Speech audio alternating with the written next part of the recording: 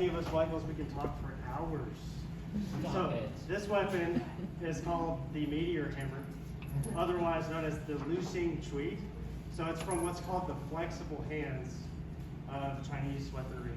And it all started with a journey back in Second Dan, whenever we were looking for other weapons that were interesting. So for Second Dan, we picked up the 3-sectional staff and had the honor and the privilege to travel to Florida to train with Manuel Serrano to learn this other weapon, the obscure 3-section staff.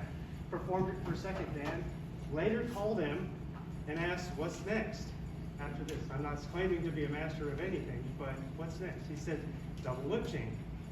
What's that? Look it up, so there's guys spinning chain really fast. So we performed that for Third Dan. Then looking for videos of this, I discovered this simple weapon that's just a weight on the end of a rope. Seems really simple, but it has been an absolute challenge to learn this weapon. And how heavy is it? Is it that heavy? it's about a pound. About like a hen weigh. Wow. 3.5 So pounds. it's made, Wow. I brought this up here because we made this, I was going to talk about this in a moment, but we made this from this T6 aluminum. So I wanted to go through the history real quick, then we'll go through how we made it. Yes, sir.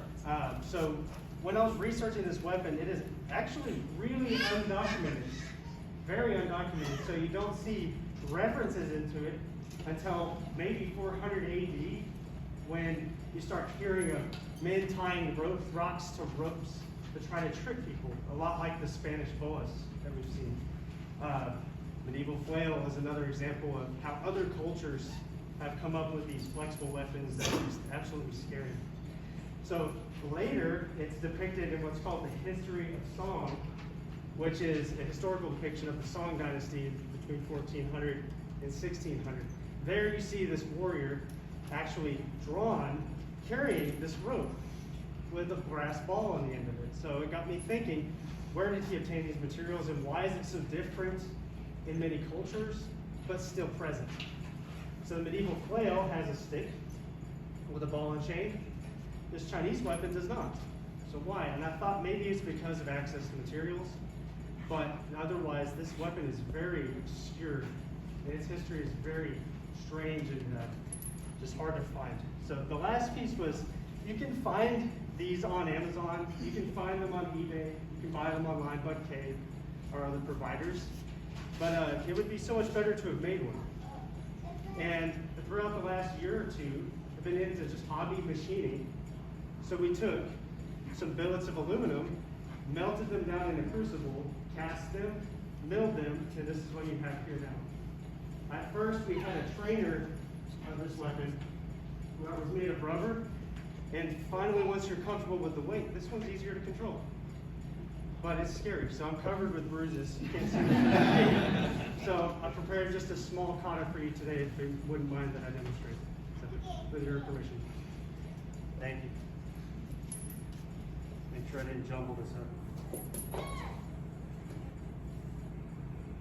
I noticed that you do have it tied to your wrist, is that correct? Yeah, it's like a skip it back in the day, so it doesn't go, or a Wii remote, so it doesn't hit your TV. Yes, sir?